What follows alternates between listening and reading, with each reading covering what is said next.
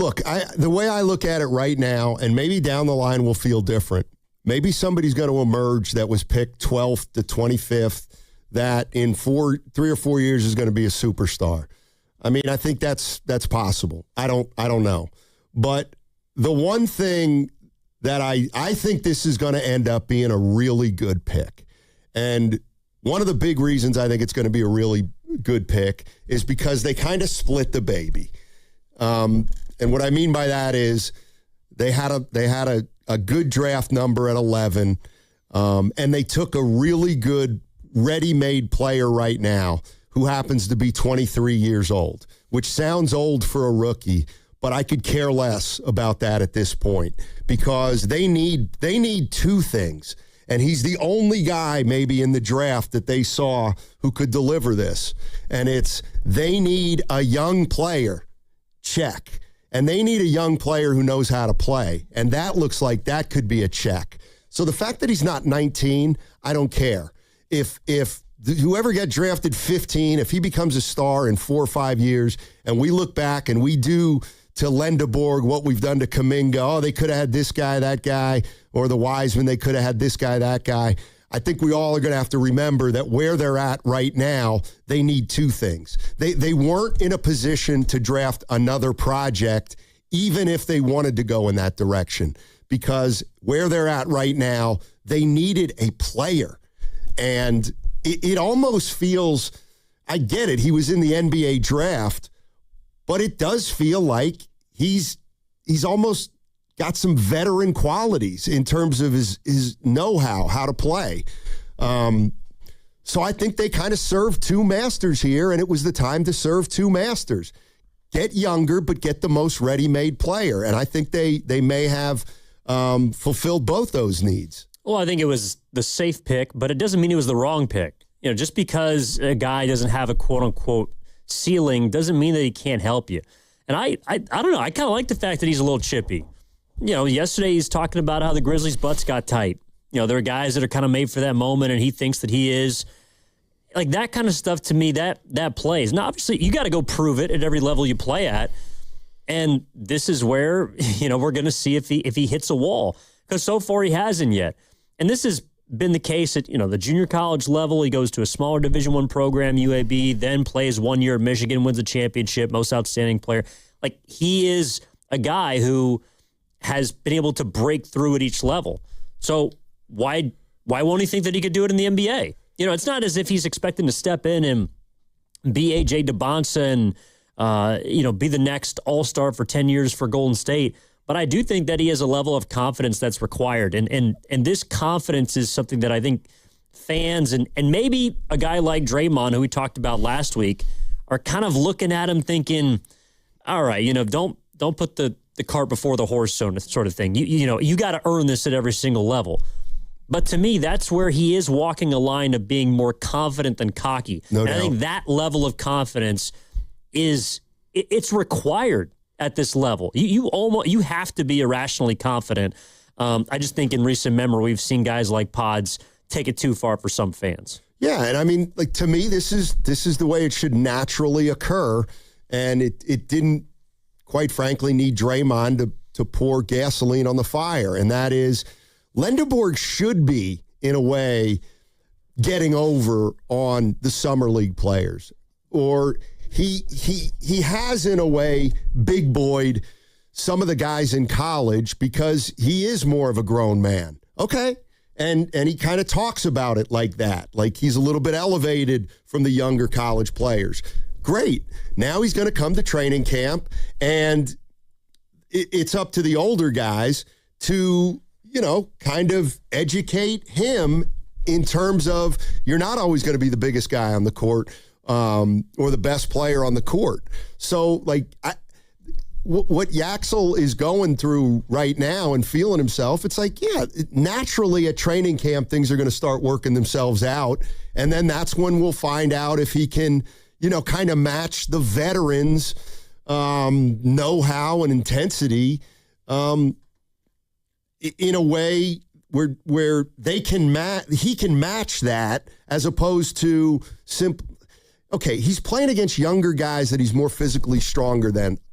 let's just say that's a stereotype. Okay, now things are going to be more equal on the next level. All right, how does he handle that? That's going to be the next question, and whether he can make the adjustment to that. And that's less about Draymond, saying what he said than just earning the respect of the veteran guys on the team.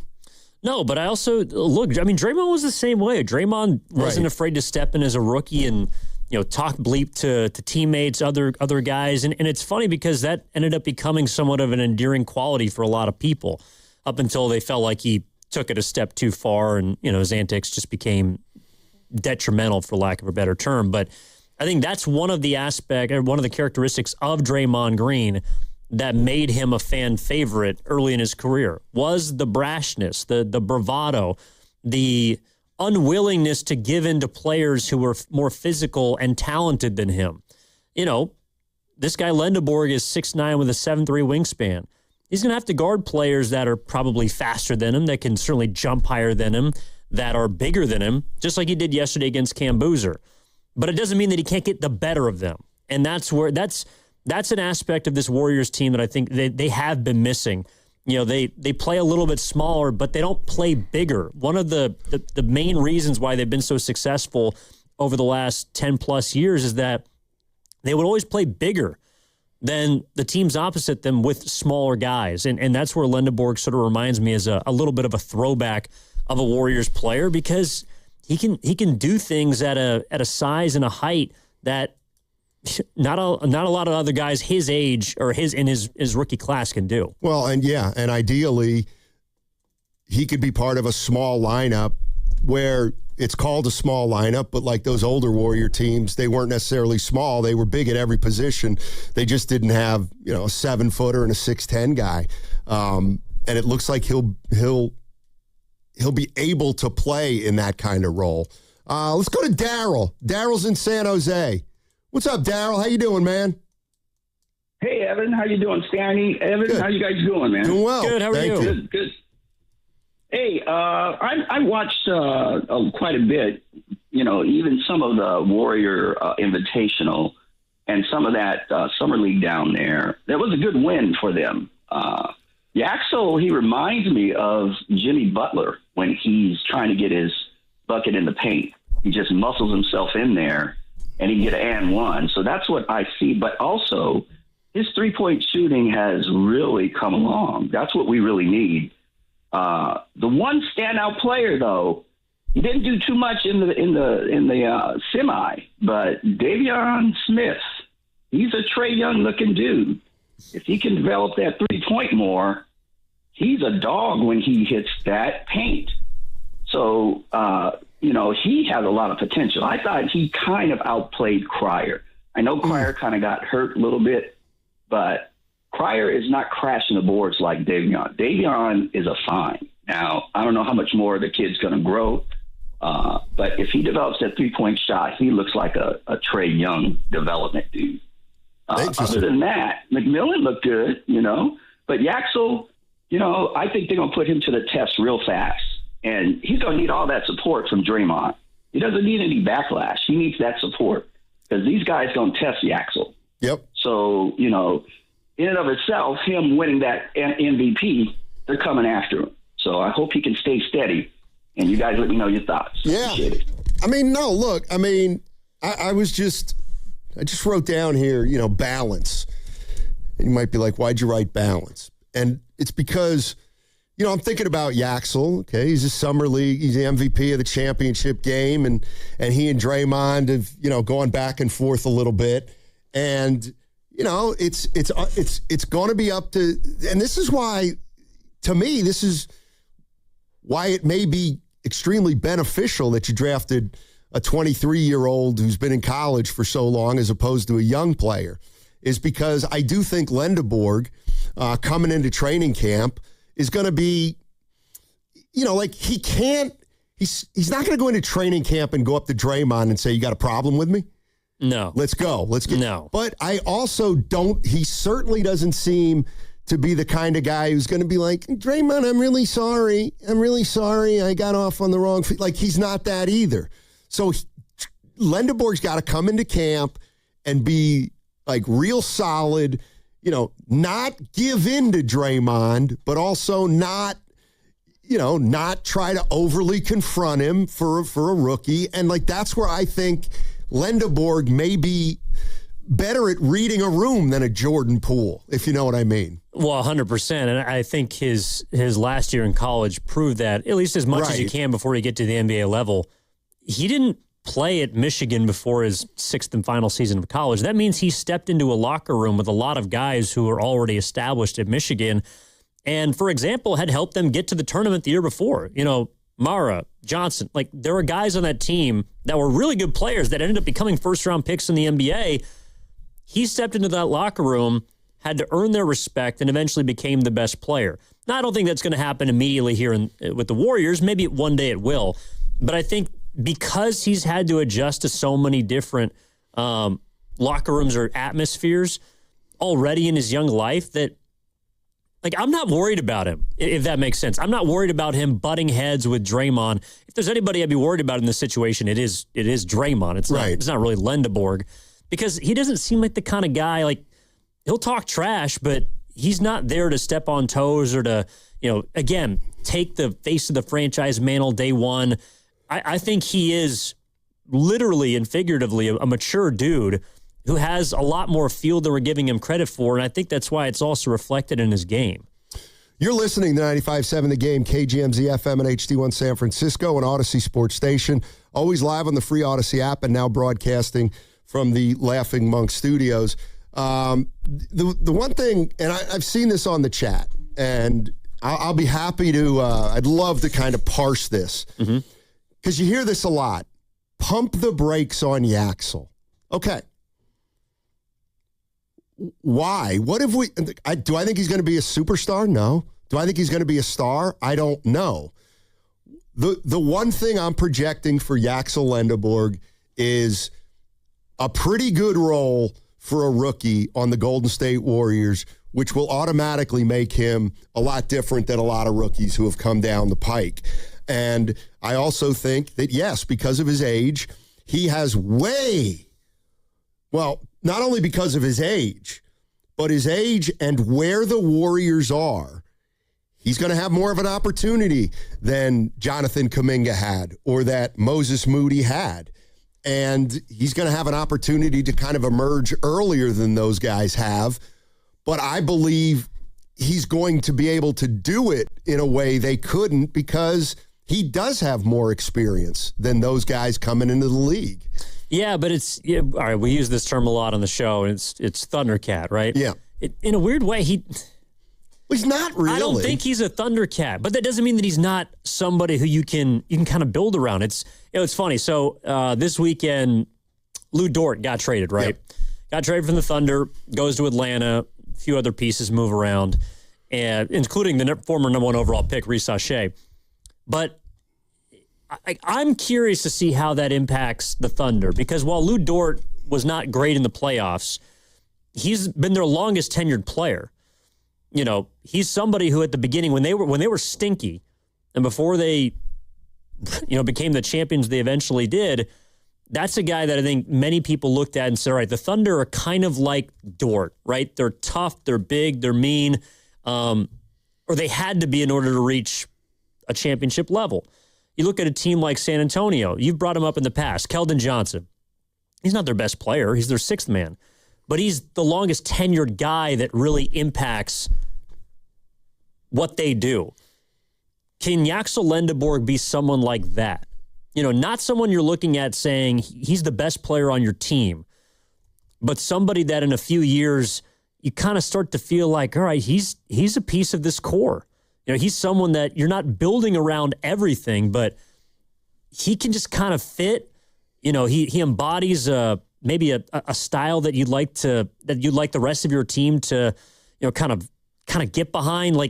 He feels like a leader to me. Lendeborg is a leader, and the Warriors have not had a lot of young leaders in recent years, and I think that's going to be valuable for. Maybe it's guys coming up like the Criers or the Ikes, who also played well in Summer League. Will Richard looked a little bit better this year. He's not a Thundercat, but I feel like he's got the chance to be, kind of a standard standard bearer, if you know what I mean. So, I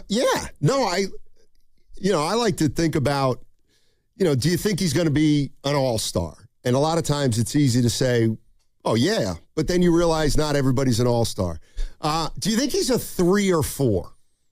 So I thought that when they drafted him, he was going to basically replace Jimmy Butler this season, or at least until Jimmy gets back. But they've kind of used him between both forward positions. I don't know. I think his game is a little bit different than Draymond's. He shoots it better. He's more perimeter-oriented. He's not a bad passer. But I also think that against guys in the league, he's going to have to start playing a little smaller. I don't know. To me, he seems like more of a 3. All right. I just thought of a guy. Yeah. And you tell me if you think there's any similarities, no similarities, and then would you take this guy's career? He sounds a little like, but I feel like he plays a little bigger than this guy. But if you look, they're not that dissimilar size-wise. What about Shane Battier? I mean, Shane Battier had a pretty damn good career. Right. That's what I'm saying. Like, let's say he were Shane Battier. Would you take that? Yeah. Yeah, of course. Okay. Now, I don't think that would like if you told Warriors fans, hey, he's going to be Shane Battier. Right. Now, I think he's a little bigger. I do too. Yeah, I think he's a little bigger too. Although Battier is listed at 6'8". Oh, Battier was a pretty. But I consider Lendeborg bigger than Battier. Battier he was just like a quintessential 3-and-D guy, like plug and play. You could put him kind of anywhere on any team. Right. But he's got, he's got the blue blood background. Did Battier win a national championship at Duke? I think he might have. Anyways, I would take that. If you're telling me that Lendeborg can play like Shane Battier did, and he played almost 15 years? 12 years? Yeah, he played 13 years on many. Always was in a top 10 defensive player of the year candidate. And that's what I was going to say. Is he had a calling card. He was a career 38% shooter from three-point range, but he was an all-defense type player. And that's like that guy can play for my team any day. I mean, the way Lendeborg shot it in the summer league also, I think, can't be understated. I mean, I don't even know what the percentage was, but it was a legitimate percentage.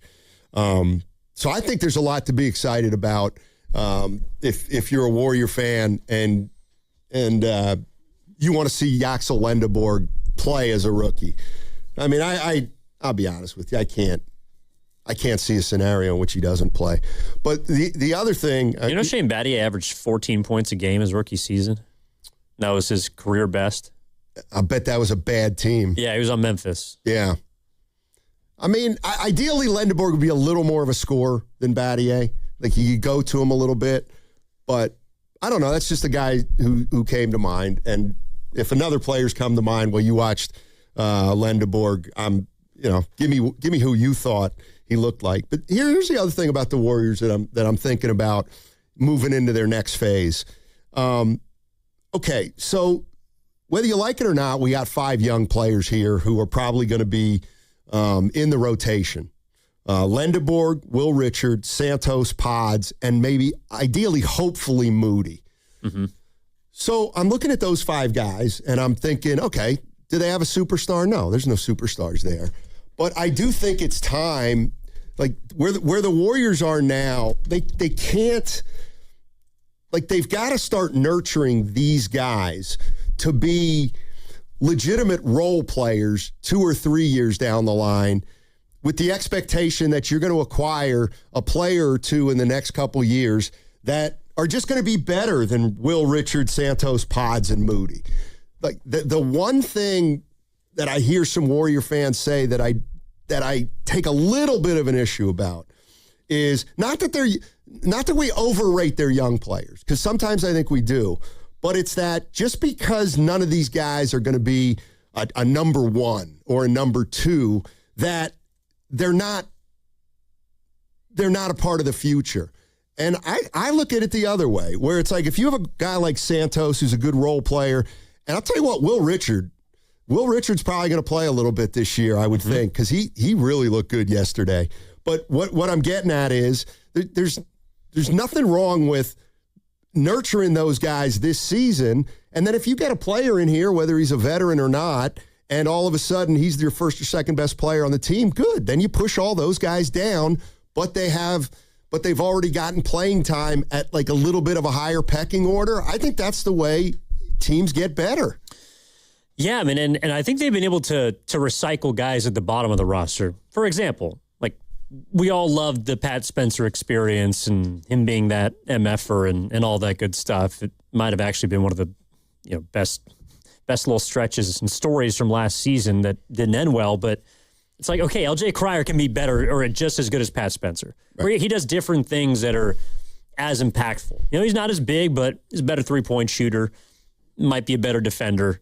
Can he stay on the court? That's the question. So, all right, Charles Bassey's not the same player as Quentin Post, but, well, he runs the floor better. He's obviously a bigger body. Can he give you a similar impact as a Quentin Post for $1 million as opposed to $10 million that he's going to be making in Memphis? They found ways to recycle guys at the bottom of the roster, but to your point, none of them have broken through. What would you give me for Yaxel? And I just thought of it because they went to the same school, about same size, and this is a guy who was also on the Warriors' radar. What if he's Franz Wagner?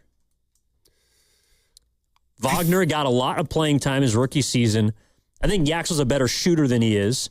Franz is clearly more of a scorer than a facilitator, but he got to play a lot his rookie season, about 6'9", 6'10", 220, 230.